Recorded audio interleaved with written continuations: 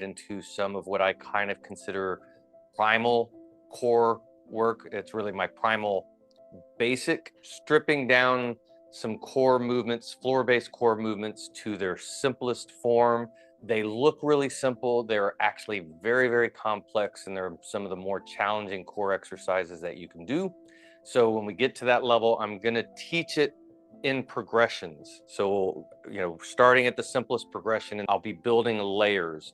If you find there's a point where you can't do the progression, then that means the earlier progressions are really the areas that you're going to get the most bang for your buck. Don't try to force the later things I'm teaching. Stick with what you're able to do. And as you work on those for a week, up to 4 weeks, you'll find that the next progression becomes available. So I don't want to force progressions.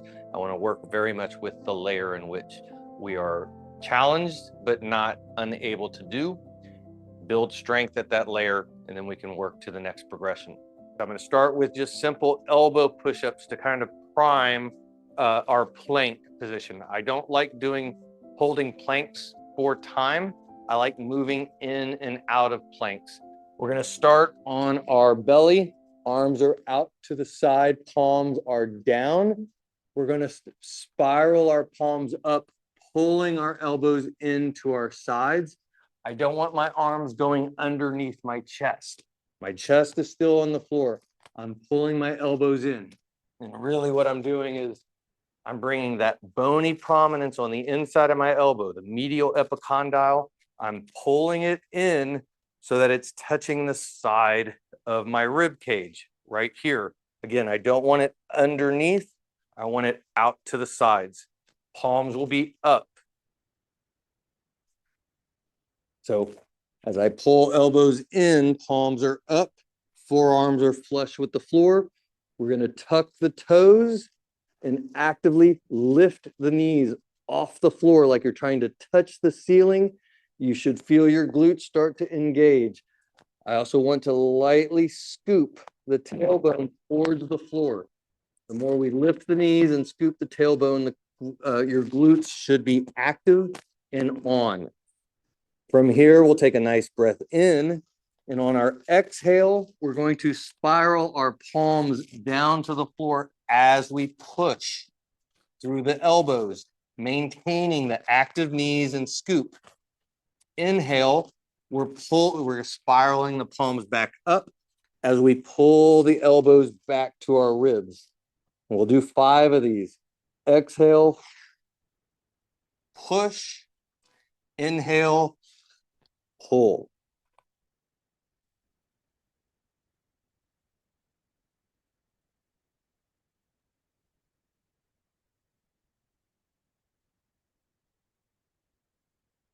Once we get 5, we're going to roll over onto our back. We're going to let the legs go straight. Feet are going to be about hip width apart. Toes straight up to the ceiling. Upper body. I'm going to point to the ceiling and let the shoulders lift as high as they can.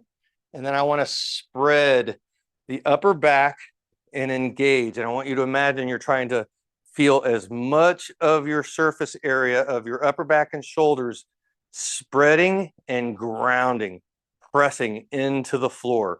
I'm actively pushing down through my shoulders so that I feel really solid on the floor. Feet are pressing down, shoulders are pressing down. We're going to take a nice, this is going to where we're going to get into something a little bit more challenging. So we're going to take a nice inhale, and on our exhale, we're drawing navel into the spine. We are scooping the tailbone up and lifting so that the only thing touching the floor are shoulders and heels. And then inhale, we can let the hip back down. Letting that pelvis tilt to let it touch. Exhale, scoop as we press through those heels, keeping shoulders engaged. Inhale, brings it right back to the floor.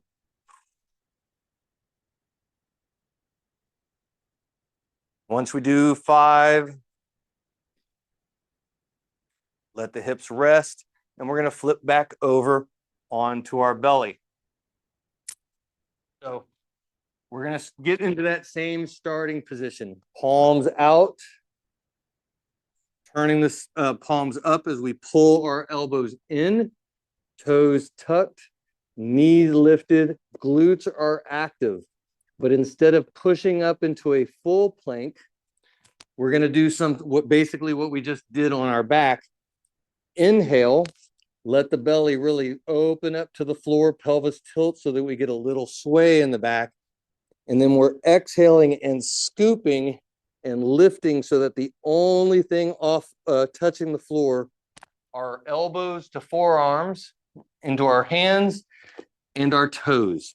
So knees are already off the floor. So as I scoop and lift, I'm holding a low plank.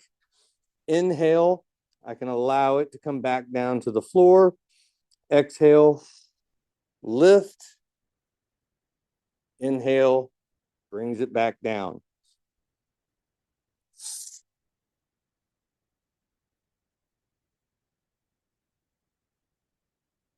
Again, once we get to 5, we're going to go ahead and flip on over. That was the basic starting point. We're now going to start adding layers to those movements as we build them together. So coming back to my back, toes are straight up to the ceiling, actively pushing into the heels.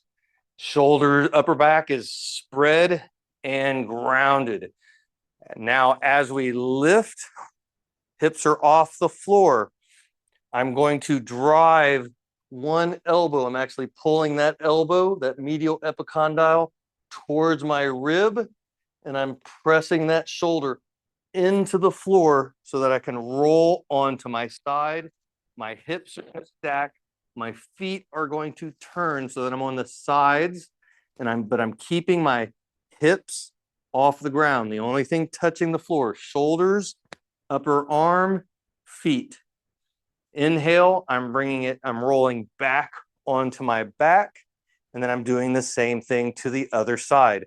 Pulling elbow in, driving up onto the side of my shoulder, hips stack, sides of the feet, hips are off the ground. Seeing if we can go side to side.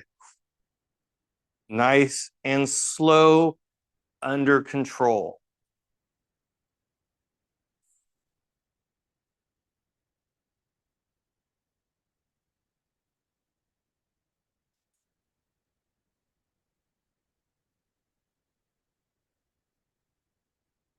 Again, these might look simple, but they are getting more and more complicated. And these are some of the more challenging core exercises that I teach. Coming back to our belly. Again, finding our placement, elbows, palms up, toes tucked, knees lifted, scooped pelvis. Once we lift, we're now going to roll onto our side body shoulder. Hips stack, side of our feet, hips are off the floor. Inhale brings us back to our forearms, palms are up. Exhale takes us across to the other side. I'm keeping my hips off the ground as I roll from one position to the other. I'm maintaining, only thing touching, arms and feet. And I'm going to go ahead and add one more layer to this. As I roll onto my side body, keeping those hips up, I want to take that bottom leg and thread it through, reaching out and then bringing it right back, rolling across to the other side. Back bottom leg reaches forward, slides through, and then reaches right back. Again, the higher my hips are, the easier it's going to be to slide that leg through. My hips are roughly on the floor, which that's going to be the hard part of this movement, is getting those hips off the floor. The more we're able to get those hips higher and higher, the easier it's going to get. All right. Now, coming to our back. hips, or heels driving down, scooping up, spread upper back, hips off the ground. As we pull, going into our side, that now bottom leg that is our front is going to slide back and then slide forward. And we can roll back across to the other side, doing the same thing, sliding that bottom leg back and then right back through. And if you notice, we are now at the point where we can combine all of these movements together.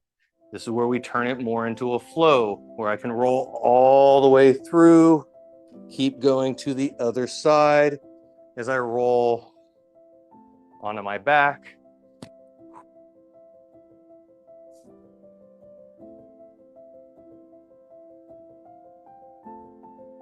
And it turns into a nice little core flow that I can kind of play with.